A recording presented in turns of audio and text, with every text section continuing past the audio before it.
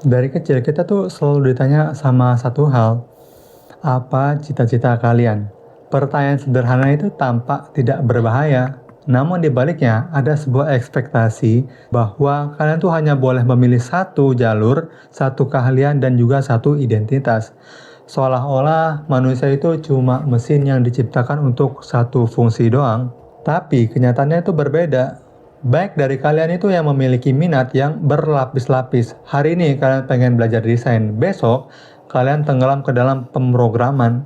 Dan lusa, kalian tuh terpesona ataupun kalian tertarik dengan dunia buku, dunia kepenulisan. Kalian berpindah-pindah itu bukan karena tidak konsisten, melainkan karena jiwa kalian itu luas. Kalian tuh nggak sesempit yang kalian kira. Namun apa yang terjadi?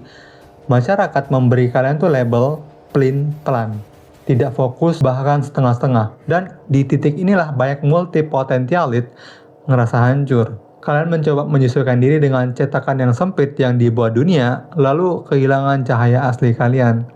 Sekarang bayangkan, kalau kalian menolak sisi itu dari diri kalian, kalau kalian memaksa untuk menjadi hanya satu hal, sementara hati kalian itu dipanggil oleh banyak hal, hidup kalian tuh akan penuh dengan frustasi. Setiap kali kalian mencoba menekuni satu bidang, satu jalur, rasa ingin tahu kalian tuh akan menyeret kalian kepada jalur yang lain.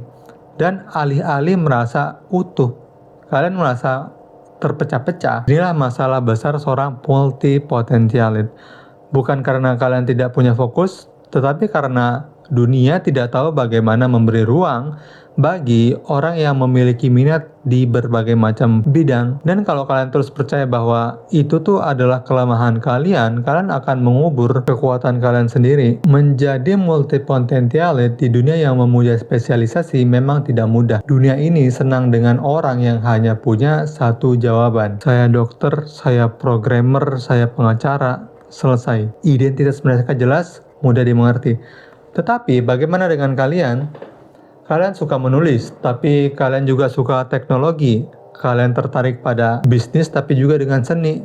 Kalian tidak bisa diperas menjadi satu kata sederhana, dan justru itulah kekuatan kalian. Satu hal yang harus kalian pahami, rasa ingin tahu adalah modal utama di abad ini. Aku ulangi lagi, satu hal yang harus kalian pahami adalah rasa ingin tahu adalah modal utama di abad ini. Dulu, dunia itu butuh spesialisasi karena pengetahuan yang terbatas, akses yang sulit, dan juga perubahannya itu lambat. Tapi sekarang tuh beda banget. Pengetahuan tersedia gratis dari ujung jari kita. Perubahan datang itu setiap hari. Kalian punya banyak minat, justru lebih mudah untuk beradaptasi. Kalian bisa meminjam ide dari satu bidang dan juga menerapkannya di bidang yang lain. Itu tuh bisa banget. Itu yang melahirkan inovasi. Coba lihat para pemikir besar dalam sejarah. Leonardo da Vinci itu bukan hanya seorang pelukis, ia juga seorang penemu, ia seorang pemahat, ia adalah seorang insinyur, bahkan ia adalah seorang filsuf. Ben Franklin bukan hanya politisi, ia juga ilmuwan, ia juga penulis, dan juga dia adalah seorang diplomat. Mereka adalah seorang multipotentialit yang hidup jauh sebelum istilah itu ada. Tapi ada satu masalah, kalian tidak bisa mendalami semuanya sekaligus.